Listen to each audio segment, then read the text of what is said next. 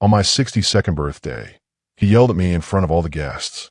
"You useless, worthless old man," he said.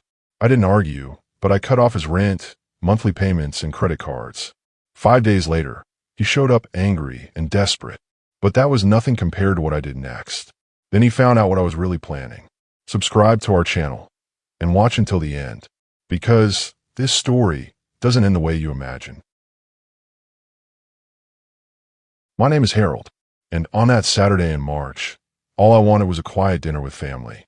62 years behind me, and I didn't need a big party, just a slice of cake, some laughter, and maybe for once a kind word from my son. The house was full. Old friends, my sister, my grandkids running wild for the hall. And him, of course, my son, dressed sharp but distant, like he couldn't wait to leave. I noticed the way he kept checking his phone. I tried to ignore it, pretended it didn't sting. When the birthday song ended, my wife gave a short, emotional toast. Thanked me for being the glue that held the family together. There were polite nods, warm smiles. Then someone handed my son a glass. "Say something for your dad," someone said. He stood reluctantly. "All right, sure," he muttered, like he was doing me a favor. He raised his glass, and then he opened his mouth. Everyone talks about how strong my dad is, how hard he worked. But honestly, to me, he's just an old man stuck in the past, always pretending he knows how the world works, but he can't even connect with his own son. The room fell silent, not out of respect, out of discomfort. I only came tonight because Mom asked me to. Truth is, we've got nothing in common anymore. He took a sip, sat down, just like that. You ever been slapped without anyone touching you? That's what it felt like. Every guest avoided my eyes. My wife froze mid-smile. My sister looked at her plate like it could save her. My grandkids, thank God, were too young to understand. I raised my glass anyway. To my son, I said, steady as I could, may he always remember who carried him, long before he could walk on his own. A few claps, some nervous laughs. The damage was already done. He didn't look up again that night, just scrolled on his phone like nothing happened. And me? I smiled through it, hugged the guests, cut the cake. But inside something cracked. And not because he embarrassed me. No, because he meant every word. You can hear the truth in someone's voice, even when they're trying to pass it off as a joke. He wasn't joking, not even close. That night I couldn't sleep. I just lay there, staring at the ceiling. I kept seeing his face, smug, detached, like I was some relic he had to tolerate. And I started asking myself questions I never wanted to face. Had I failed him? Or had I just given too much for too long? I remembered every late shift I worked to keep his school paid. Every time I bailed him out quietly. Every time I thought I was protecting him, when maybe I was just shielding him from becoming a man. And somewhere between the silence and the ache, I stopped feeling sad. I started feeling clear. Maybe you felt that too. That moment when the hurt turns into resolve. At 5 a.m., I got out of bed, poured coffee, opened a notebook. I wrote down every bill I paid for him, his rent, tuition, groceries, gas, even the gym he never used. The numbers didn't shock me. The pattern did. I've been funding his comfort like it was my duty. But love isn't a contract, and it sure isn't a leash. By sunrise, I had made a decision. Not out of anger, not to get even, but because, for once, I needed to do the one thing I've been too afraid to do. Let go. I didn't know how he'd react. I didn't care. What I knew was this. If I kept holding him up, he'd never learn to stand. And maybe, just maybe it was time he finally did. I remember holding him for the first time. He was loud, red-faced, fists clenched like the world had already wronged him. I looked at that tiny face and made a silent promise. Nothing will ever hurt you. Not while I'm here. And for years, I kept that vow. Scraped knees, nightmares, failures. I showed up. I absorbed it all. And somewhere along the way, I forgot to step back. I worked double shifts to keep the lights on. Factory during the day, warehouse at night. My back gave out before my resolve did. I never told him how hard it got. Never let him see the fear when the bills piled up. That's what fathers do, right? We bleed behind closed doors, so our kids can smile without worry. I never expected thanks. But I guess, deep down, I hoped for understanding. Just a little. College came, and he chose an expensive out-of-state university. You only live once, he said. I took out loans.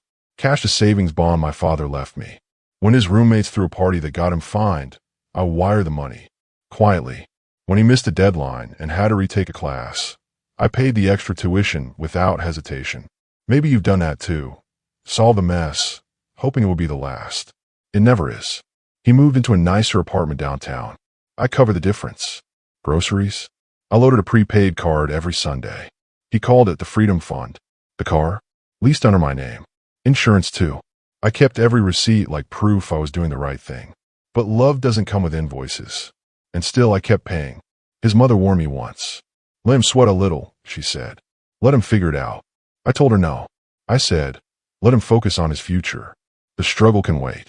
Looking back, I wonder if that wait ever had an expiration date, or if I just kept pushing it further and further down the road. At first, he said thank you. Then he stopped.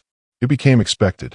When I forgot to send a deposit one weekend, he messaged, "Where's the money?"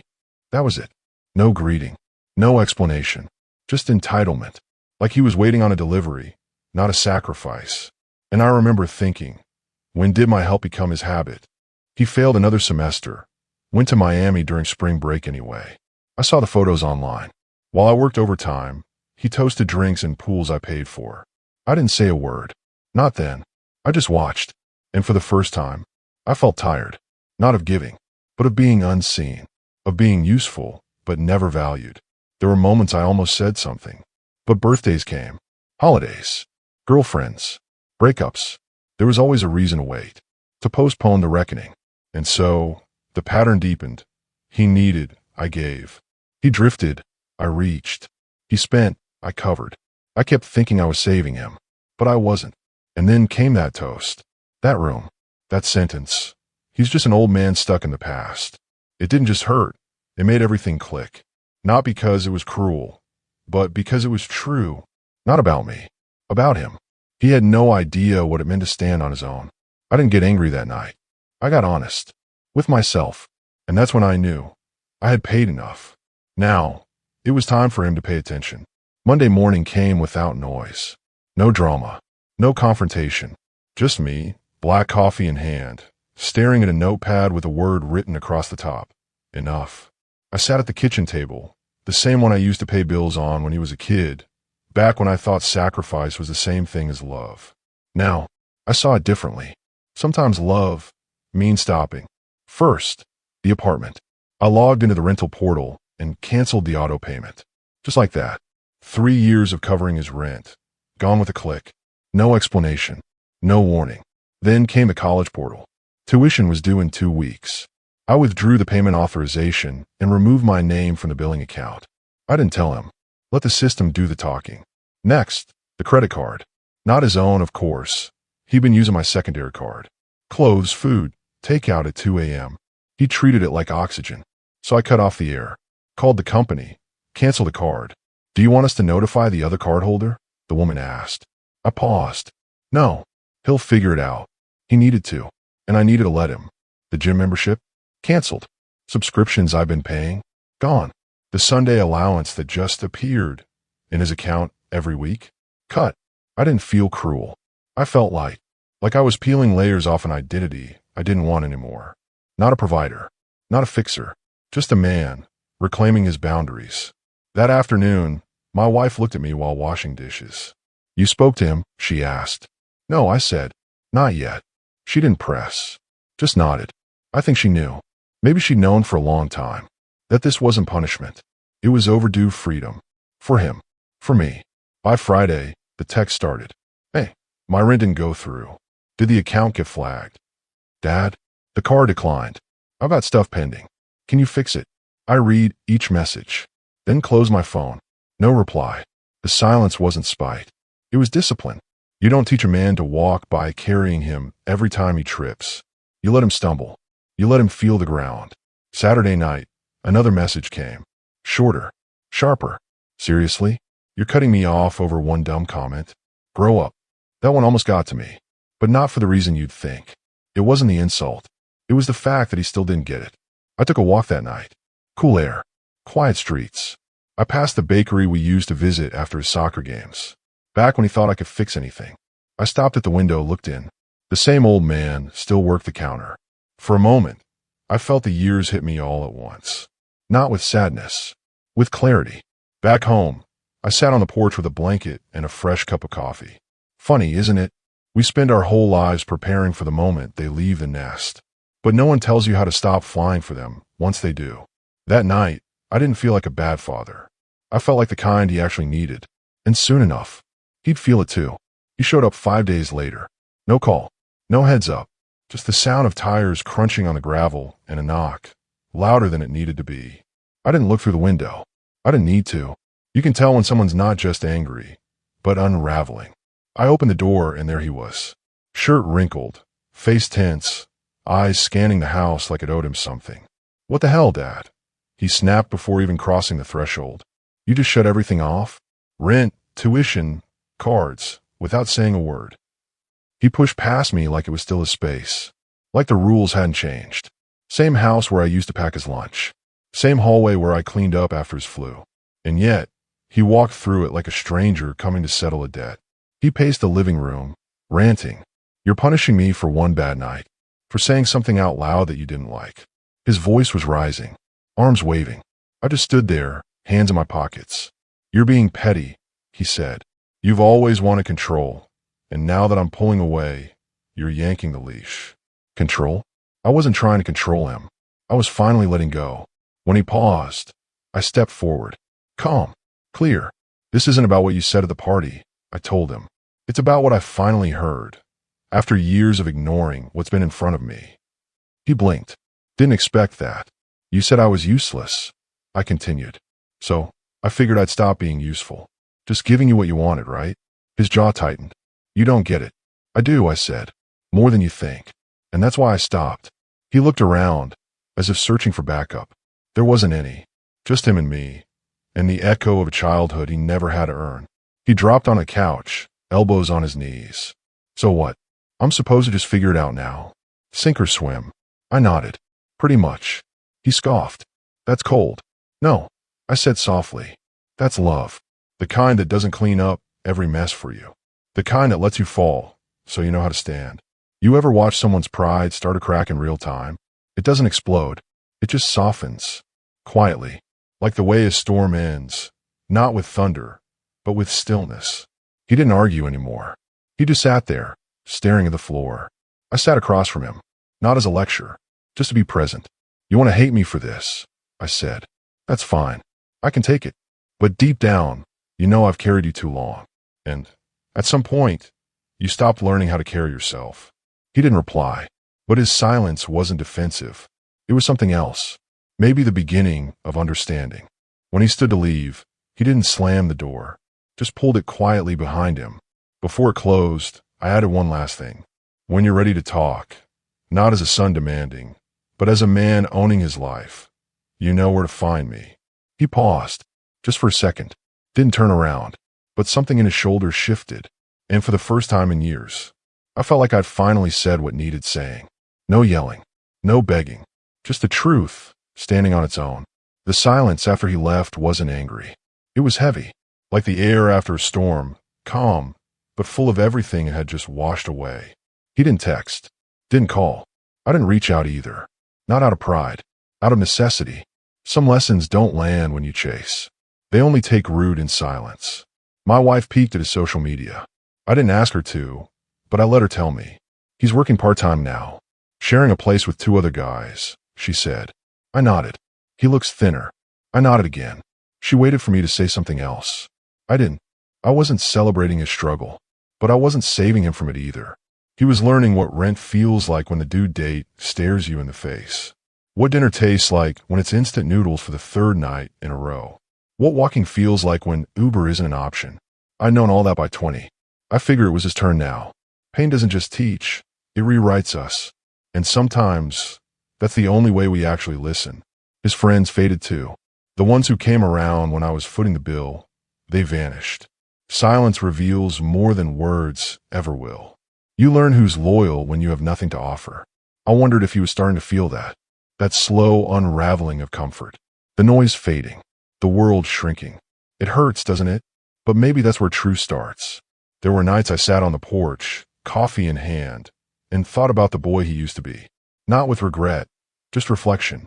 He used to look at me like I had answers. Now he was out there, trying to find his own. And I hoped, truly hoped, that some part of him remembered what it felt like to earn something. One day, my wife came home with a quiet smile. I saw him at the store, she said. He didn't see me. He looked tired, but different. I looked up. Different how? She hesitated, like someone who's finally learning that the world doesn't owe him anything. I didn't answer, but in that moment, I knew exactly what she meant. That night, I got a text. Hope you're doing all right. No money request. No complaints. Just that. I stared at it for a while before replying. I am. I hope you are too. Sometimes that's all you can say when a bridge starts to rebuild itself. Nothing flashy. Just a first quiet brick. I went for a walk the next morning, past the hardware store where I bought him his first toolbox. He was 13. We tried to fix a sink together. He held the flashlight while I did the work. I told him, one day, you'll be the one holding the wrench. He rolled his eyes, but smiled.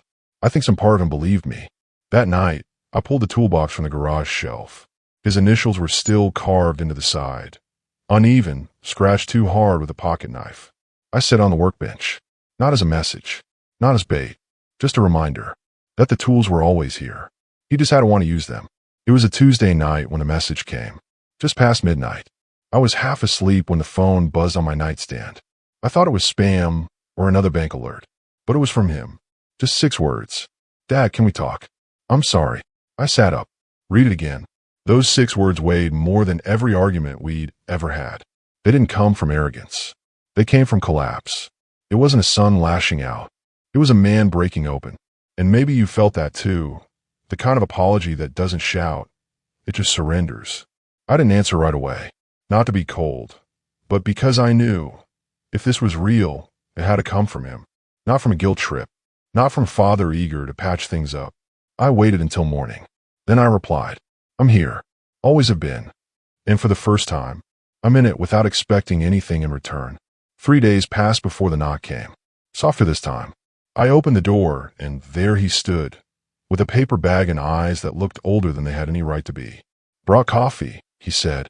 Figured we could talk. I stepped aside. No words. No tension. Just air. Finally clearing. We sat at the kitchen table. Same spot where I used to help him with homework. Same spot where I once slid money across without a word. This time, there was no transaction. Only conversation. I've been acting like I didn't need anyone, he said, fingers wrapped around the coffee cup. But the truth is, I didn't know who I was without your help.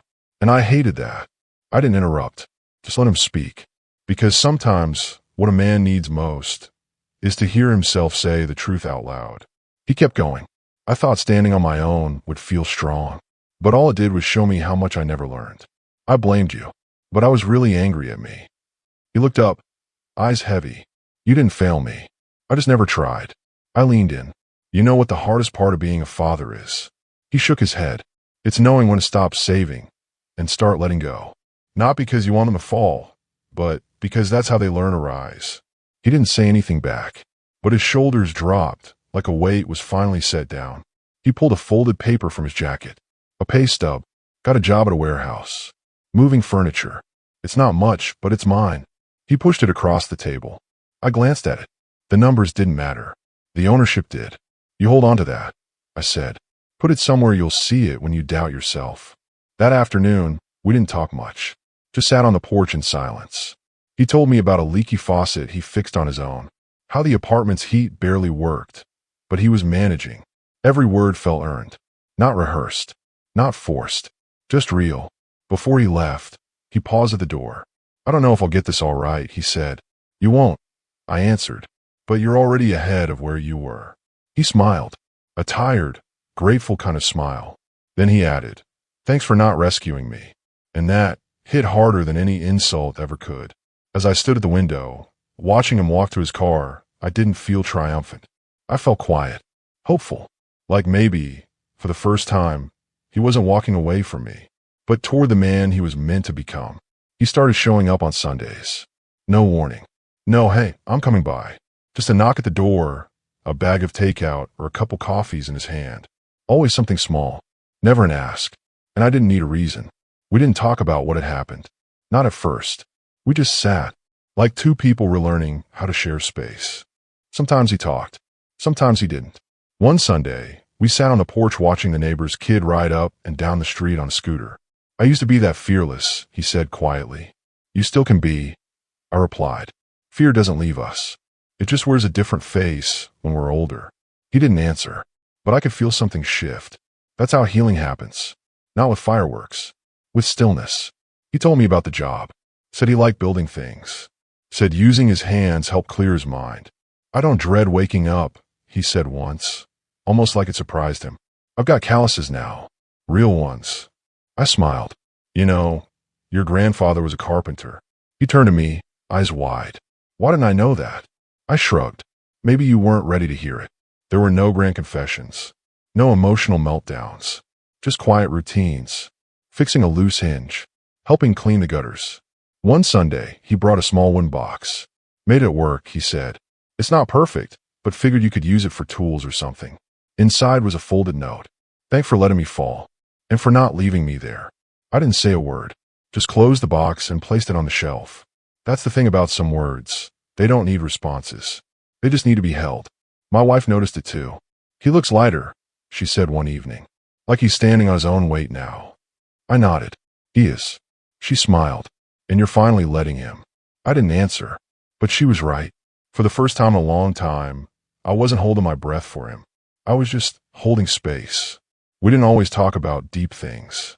Sometimes it was just burnt pasta or how loud his new roommate snored. But even that felt new. Clean.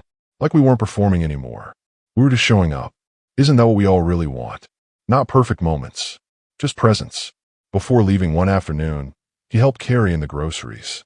I thanked him. He said, "See you next Sunday, Dad." That "dad" used to sound like a formality. Now it sounded like a return. Like a piece of home he was finally allowing himself to reclaim. And as I watched him pull out of the driveway, I felt something rare. Not relief. Not pride. Peace. The kind that doesn't shout. Just settles in.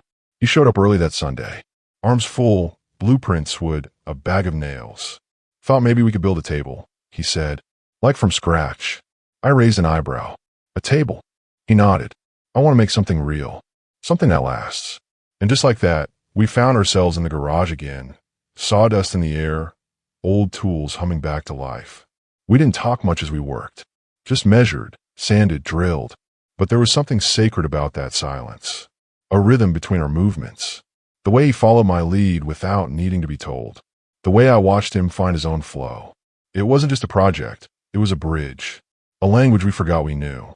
Over the next few weeks, he kept coming back.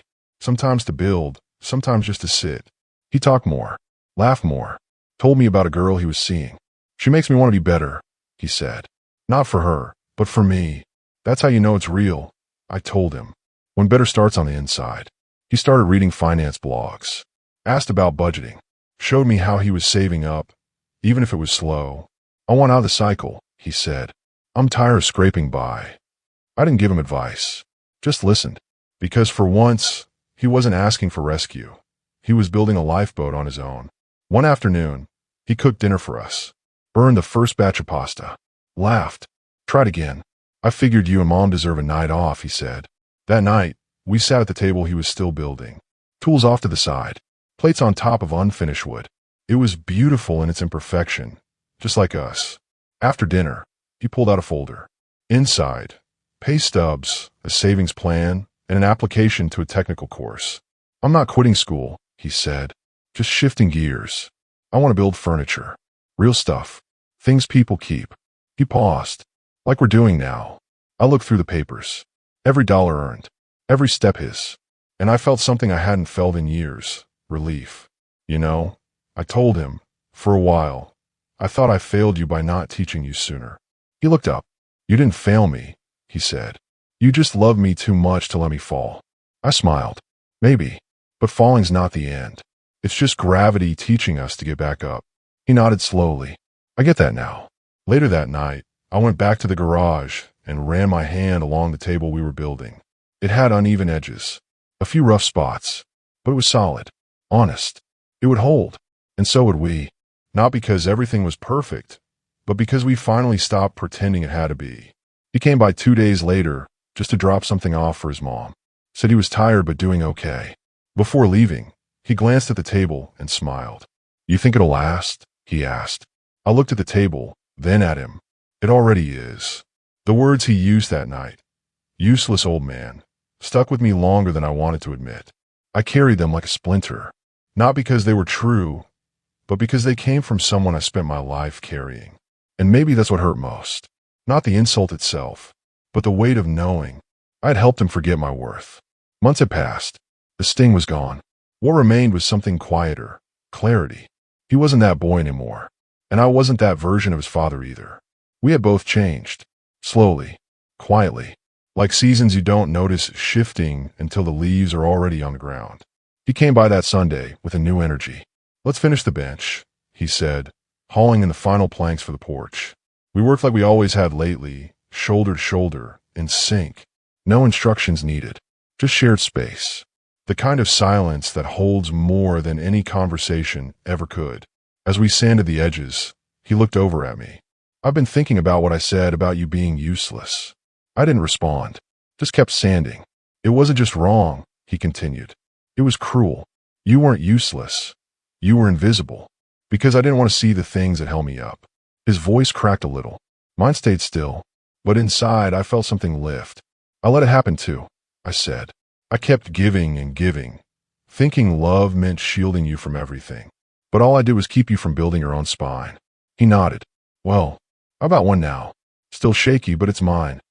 And that was enough. We finished the bench just before sunset, sat on it without saying much. The sky was soft and orange, the air still. You ever feel old, Dad? He asked. I laughed.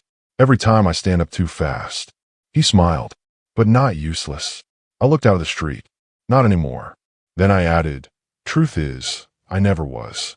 I just forgot. My wife brought out lemonade and joined us. For a moment, we just sat there, all three of us. No tension, no pretending, just presence. He talked about building a workshop, starting small, doing things with his hands. I watched the way he spoke, focused, grounded, honest. And I realized he wasn't just showing me who he was. He was showing himself. Before he left, he looked down at the bench and ran his hand across the grain. Think it'll hold up? He asked. I nodded. Yeah, it's solid. Then I looked at him. So are you. He pulled me into a hug. One of those firm, two-armed ones that say everything words can't. Thanks for giving me the space to fail, he whispered, and the chance to come back. I held on to that moment, because it was the one I'd been waiting for, long before I even knew how much I needed it. As he drove off, I stayed on the bench, listened to the quiet, felt the stillness of a story that had finally come full circle. I was never a useless old man. I was the foundation he stood on, and now he was building something of his own.